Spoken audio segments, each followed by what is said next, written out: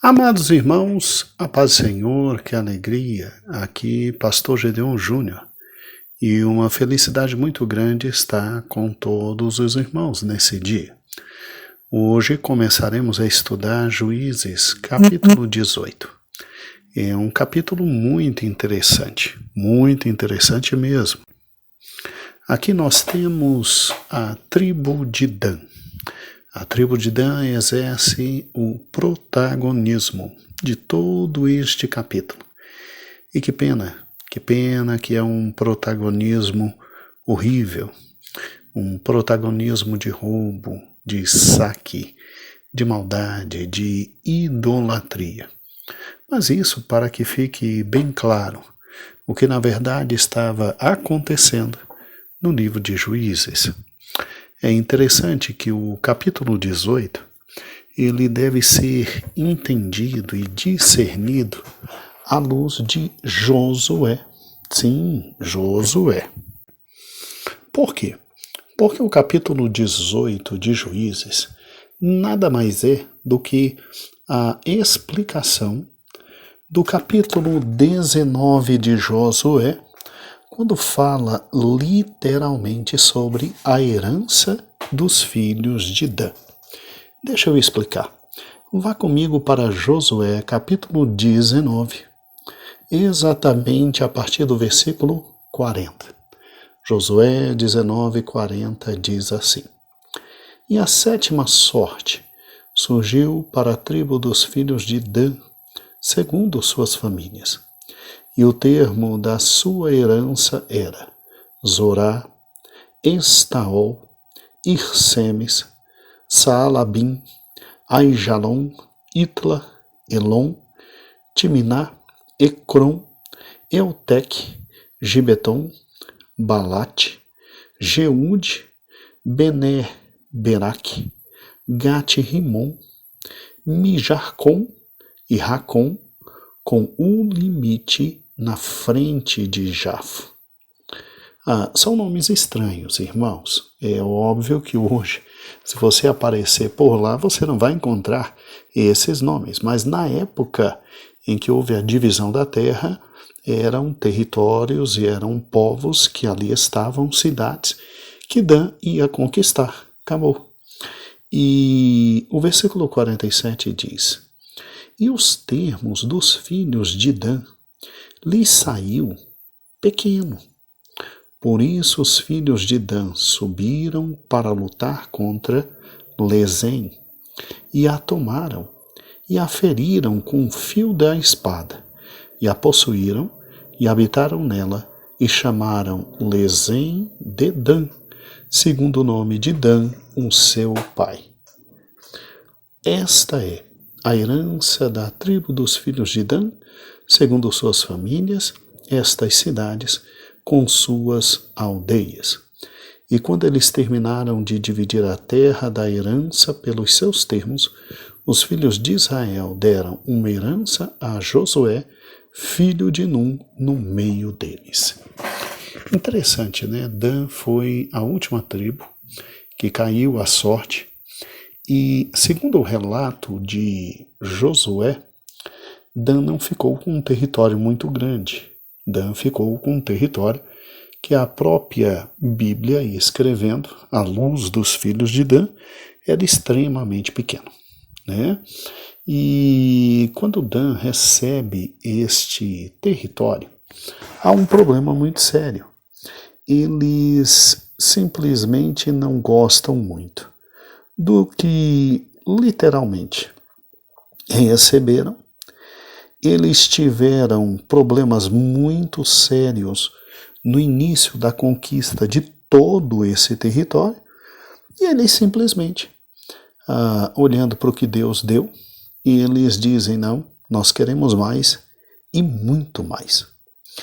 Então, quando a gente olha para Josué, no capítulo 19, do versículo 40 a 48, veja bem, o território de Dan, ele compreende essa lista de cidades, inclusive estas que ficavam a leste. e outras a oeste. Sua localização ao longo de toda a costeira ali dos cananeus, né? E a gente vê que com certeza eles eram ameaçados sempre, no tocante à sua paz, pelos filisteus, né? Pelos filisteus que estavam bem ali embaixo.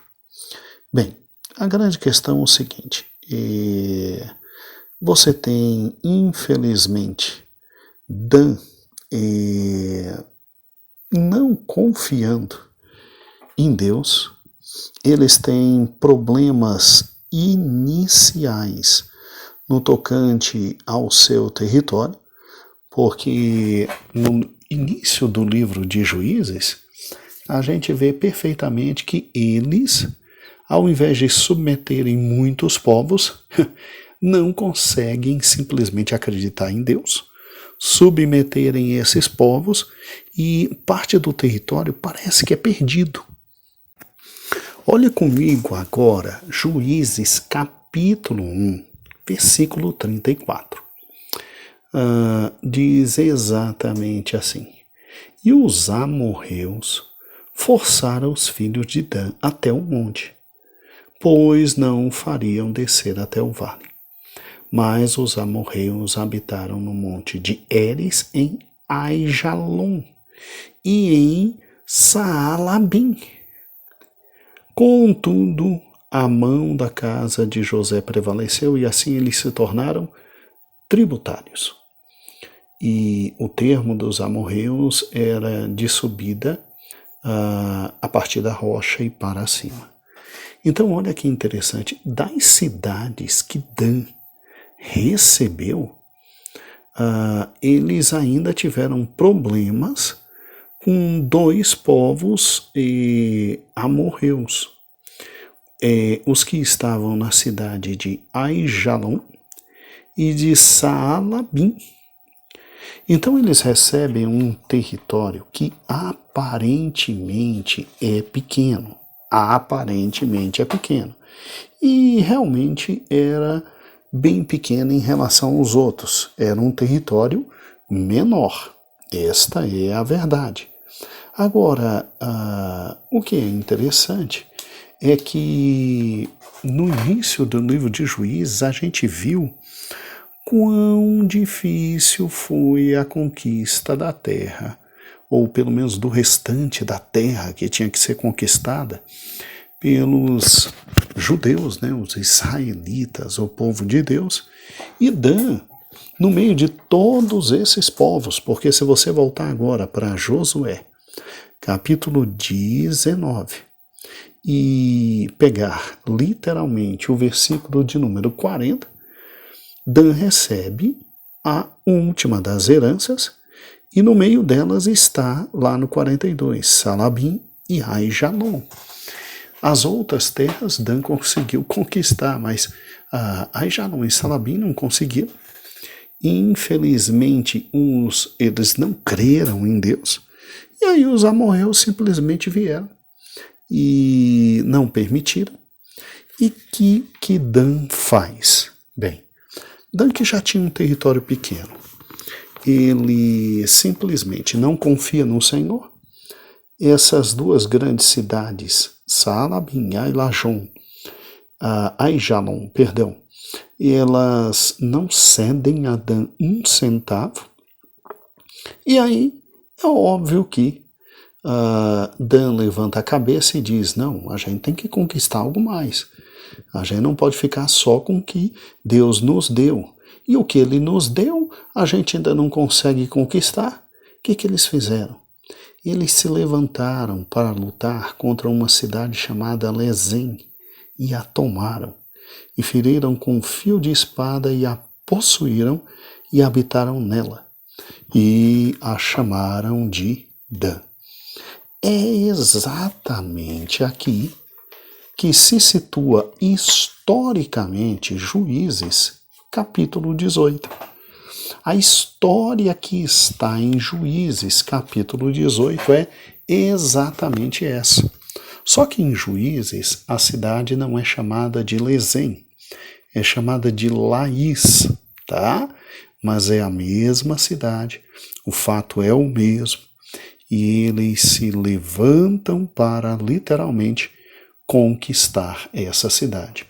Por isso que em Juízes capítulo 18 diz: naqueles dias não havia rei em Israel, e naqueles dias a tribo dos danitas buscava para si uma herança para nela habitar, pois até aquele dia toda a sua herança ainda não lhe havia caído entre as tribos de Israel. Ou seja, não é que eles não tinham recebido herança.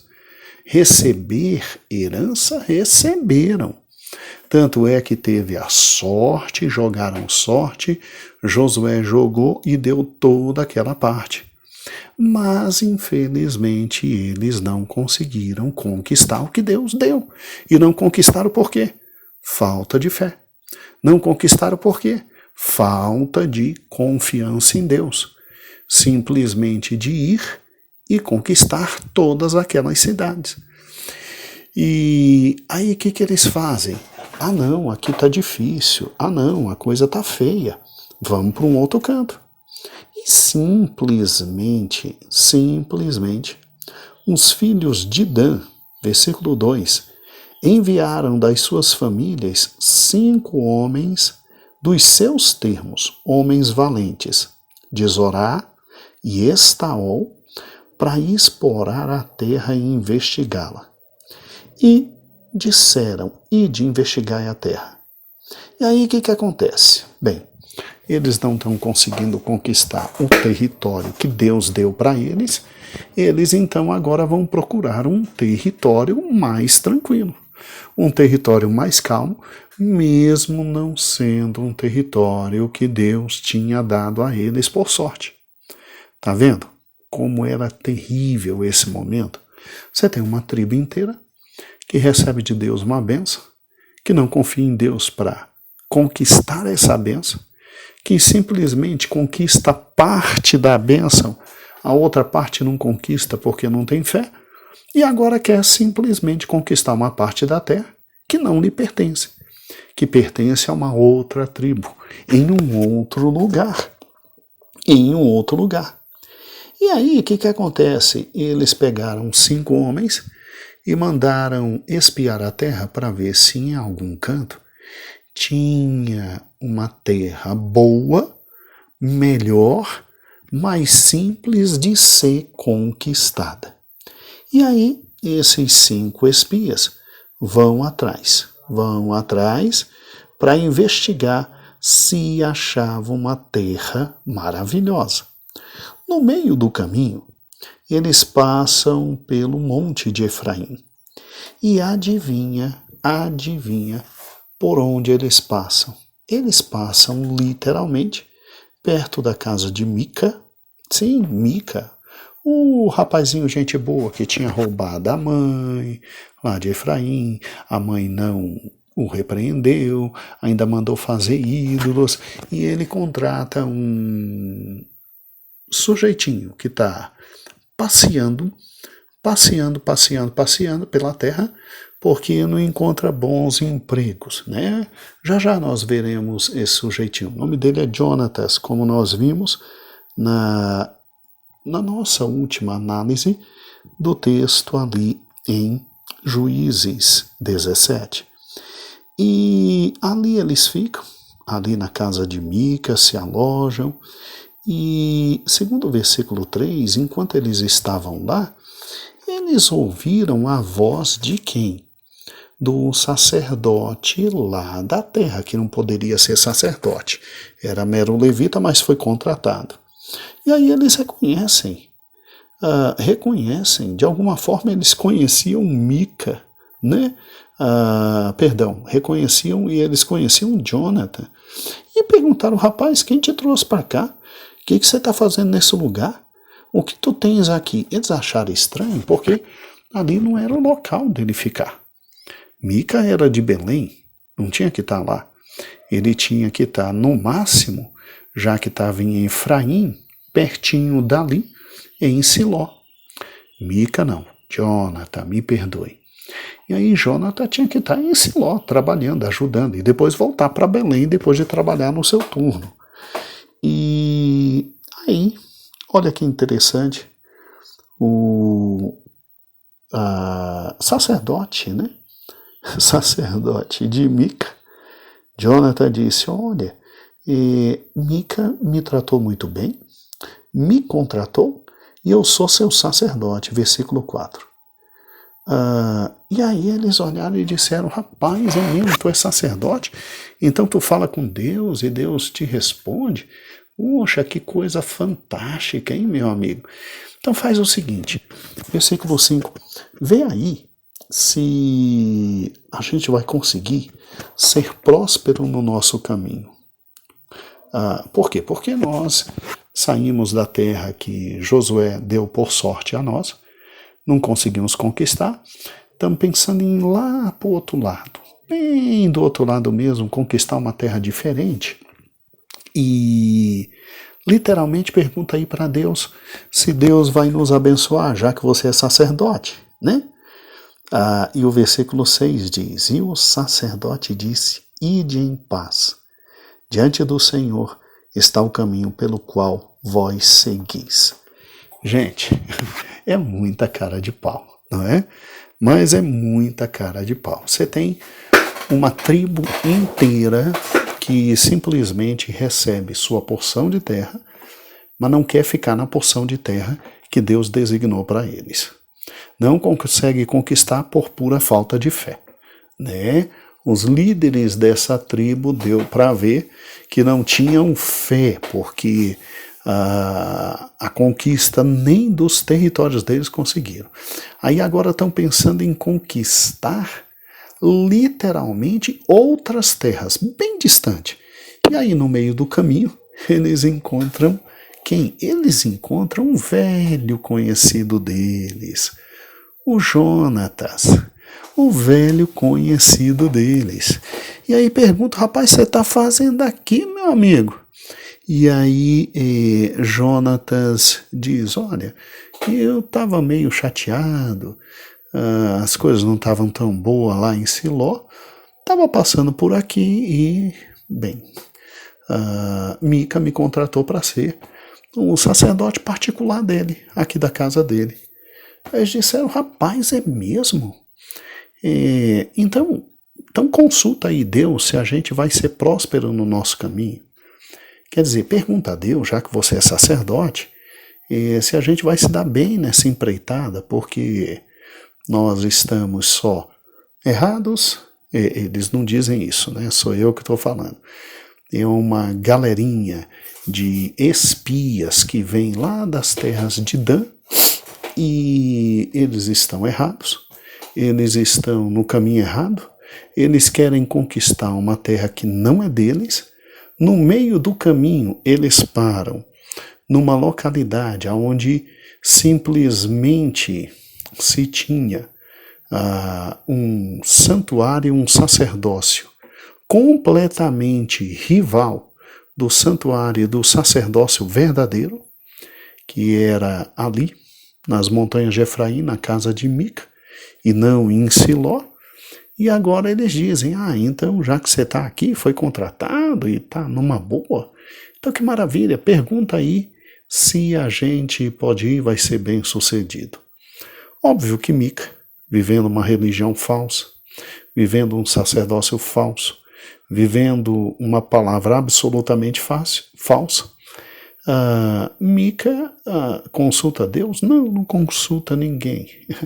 Mica está servindo aos deuses, literalmente, que estão na casa. Mica não, Jonathan, eu estou confundindo hoje, me perdoe. Jonathan está servindo aos deuses que estão na casa de Mica, que é quem paga o salário dele, né? E Jonathan diz, pode ir, que vocês vão ser vitoriosos. Meu Deus do céu, é incrível como um abismo chama o outro. Um abismo chama o outro. E aí a Bíblia diz literalmente que aqueles da tribo de Dan, eles vão, versículo 7, E os 5 homens partiram e chegaram a Laís, né? Que lá no texto de Josué é Lezém, e viram o povo de lá, e viram que o povo vivia de forma negligente, né? Assim, sem muita segurança, viram que era um povo que não tinha grande segurança, e eram tranquilos, estavam seguros de si mesmo, não havia magistrado na terra que pudesse levá-los a vergonha alguma, e eles estavam longe dos sidônios, ou seja, de um outro povo que poderia protegê-los. E era um povo que vivia isolado, não fazia negócio com homem nenhum. E aí, eles literalmente voltam todo o caminho. A Bíblia não diz que eles passaram pelo território de Efraim, mas talvez tenham passado na volta. E ao voltarem, eles falam para os seus irmãos lá em Zorá e Estaol, aqui já cidades que Dan tinha conseguido ter, né? E simplesmente, versículo 9, eles dizem, levantai-vos para que possamos subir contra eles, pois vimos a terra, e eis que é muito boa. E é uma cidade tranquila, eles não têm muita proteção, e vamos lá e vamos possuir a terra, versículo 9. Então veja que é literalmente uma tribo que agora sai do local que Deus deu, porque não consegue conquistar mesmo, vai para um local que acha que é melhor, completamente melhor, e eles estavam muito confiados também na profecia do falso sacerdote Jonatas. E é interessante o que amanhã nós vamos ver. É interessante o resto desse capítulo porque, irmãos, é um abismo puxando o outro. Um abismo puxando o outro. É óbvio que, pelo que lemos lá em Josué, eles vão conquistar essa cidade, sim. Eles vão se estabelecer lá, sim. Mas não por causa da profecia e da bênção do falso sacerdote Jonatas, mas literalmente como ato de desobediência, como ato de maldade, e porque o povo lá não tinha como resisti-los. É como a Bíblia diz aqui, eles, os danitas, viram que era um povo realmente imprudente, que não tinha muitas defesas, que estavam numa terra boa, e o pior que ainda vivia isolado de outros povos. Mas isso fica para amanhã. Interessante essa história, né? Interessante como a casa de Mica se torna referência para muita coisa, e esse Jonatas é bem conhecido. Quem realmente é esse Jonatas, né? Para ser tão conhecido até pela tribo de Dan. E para perguntarem para ele, será que vai dar certo? E ouvirem dele o que eles queriam ouvir, né? Porque todo falso sacerdote diz o que os outros querem ouvir, nunca diz a palavra de Deus. E aí eles vão, confiam, eles pegam tudo, saem da terra que Deus deu e vão para uma outra terra. E nós vamos ver amanhã a continuação de Juízes, capítulo 18, e os irmãos vão ver quão cego estava o povo nesse momento. Mas bem, um grande abraço, a paz do Senhor. Sim, nós estamos indo com muita calma nesses capítulos finais de Juízes, para que os irmãos tenham uma compreensão bem melhor de tudo que está acontecendo aqui. Um grande beijo e até amanhã. E a paz do Senhor.